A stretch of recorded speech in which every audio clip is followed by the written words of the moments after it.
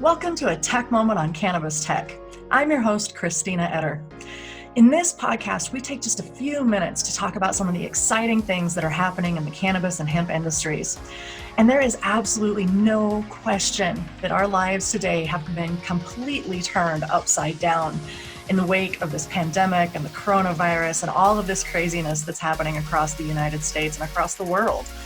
But as we face these challenges, one thing that we have to try to remember is that sometimes the best lessons come from the most challenging struggles. In this topsy-turvy world where cannabis has been deemed essential, many of us have questions about the future of the market, what's going on, and where is this going to take us from here now that cannabis has been declared an essential industry. So for this episode, I've invited back RJ Hopp, the Director of Hemp Markets at PanXchange, to talk about this month's hemp market report. Welcome back to the show, RJ. Yeah, absolutely. Thanks for having me on again. It's great to speak with you again today. And COVID definitely is at the front of everyone's minds right now. Everybody's lives have been dramatically changed, but looking at commodity markets as a whole and the hemp industry, we have seen some pretty dramatic shifts in what's been going on. And, on the broader commodity scale, we had crude oil going negative, which I never thought would have happened. Gas demand and ethanol demand is definitely shaking things up. But, overall in the hemp industry specifically, from the pricing standpoint, we have seen a lot of the products level off a little bit, and I think that's largely due to a slowdown in some companies' production and kind of starting to settle down in terms of the supply and demand imbalances. Also, looking at this from kind of a broader view, I really do think that we're in this period where we're still trying to figure out exactly what's going to happen next. And I've been, kind of on the opinion that 2020 will go down as a transition year, as a lot of things have been changing in the hemp industry in terms of what we've known and been accustomed to. We also have some bigger forces that are working as well, where in 2020, theoretically, will be the last year that we have different states operating under different hemp procedures in terms of production. And this year, we should be able to get something from the FDA as well in terms of where exactly we can put these cannabinoid-enriched products. And so there is a lot of stuff going on. I think it is a little bit too early to say exactly what the long-standing effects will be, but safe to say that 2020 will be an interesting year going into this crop year. Oh, most definitely. It's really going to be interesting to see over the next, few months how all of this does pan out for the hemp industry. I mean, we know that cannabis has been deemed essential, but it will be very interesting, I think, moving forward to see what happens with the hemp industry directly. Now, from your perspective and looking at these numbers and seeing these things on a regular basis, is there any one particular segment or anything that really kind of jumps out to you that may be doing better than others or doing worse than others? Is there anything that really stands out? Yeah, so that's a great question. I mean, across the supply chain, we're seeing ripples of COVID and ultimately supply and demand imbalances. But I do see a couple interesting things right now. First off, the prices of inputs are dramatically coming down. There's a lot more competition on that side of the space, and have seen prices of seeds and clones come dramatically down as compared to last year, which is a good thing in terms of where we're at with market prices. Looking at the biomass market and the refined products market, biomass definitely is still on the move. We've seen an influx of albeit small demand coming into the market as some of these states, such as Texas, for example, are starting to get their processing online, and people want to do tests before going into this crop year.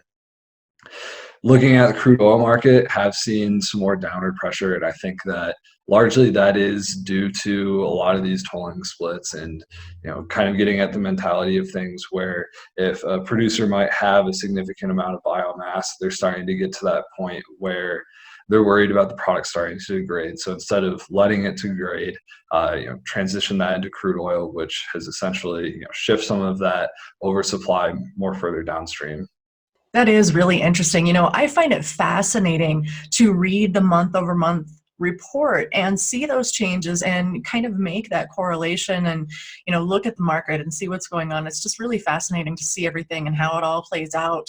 Now, one of the things that really kind of stood out to me this month that I thought was fascinating was in regards to the number of hemp licenses and how that has declined pretty drastically in some states.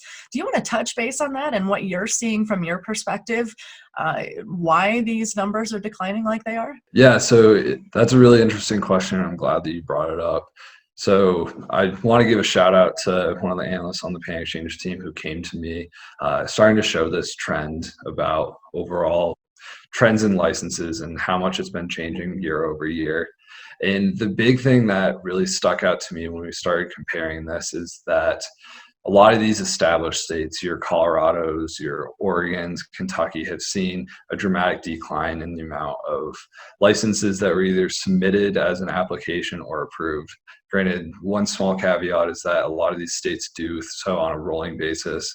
So COVID could have an effect on people not actually submitting a license, maybe taking a little bit more time to look at things. But it's apparent that the supply side of the industry is changing at this point.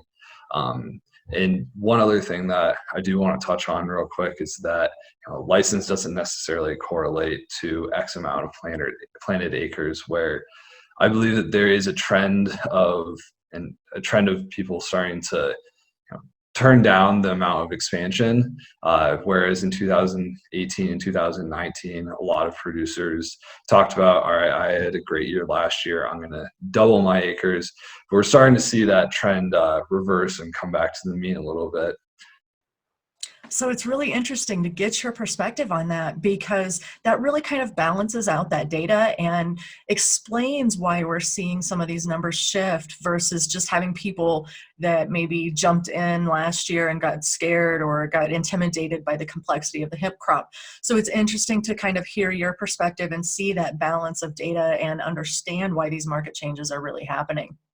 Yeah, and it's interesting kind of continuing on that, where I believe that there definitely is an influence of what's going on right now. And granted, a lot of ag markets are in a state of flux, but another thing that could be going on too is that some farmers might be gravitating towards a less risky crop, where unfortunately there were some producers that had trouble producing a quality crop for one reason or another, whether it's genetics or something happened in the field.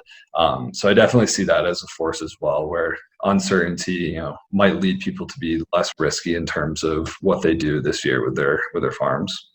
So, right, it's interesting to hear your thoughts in terms of less risky crops that the farmers may be turning to. And that's actually a great segue into the next question that I had about industrial hemp and what's going on there in that market.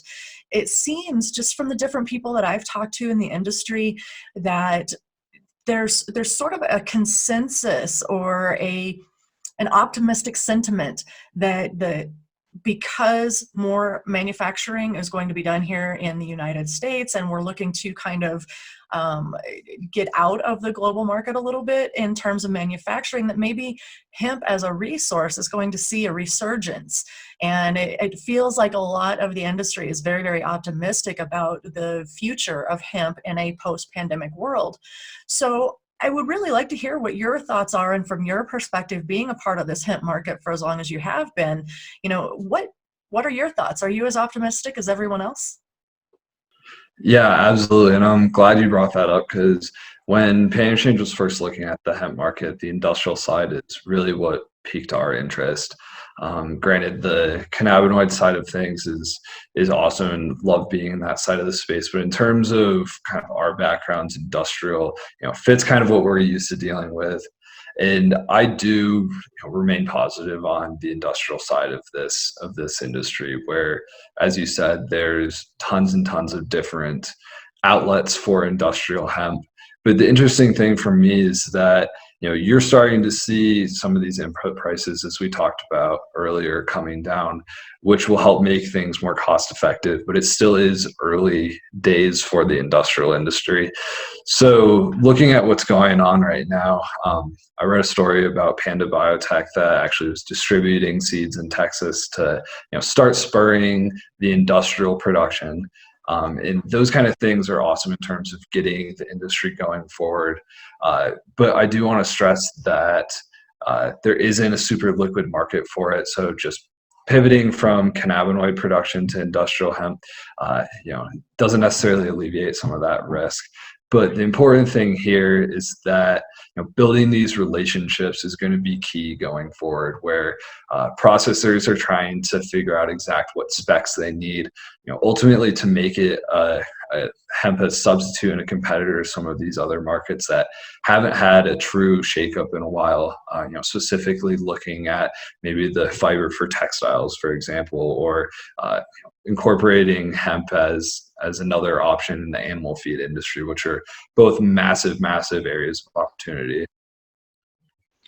Definitely. And even though that we're living in this time of uncertainty, it's really nice to be able to grab a hold of that silver lining, have hope for the future, realize that things are changing, but maybe improving a little bit for the better.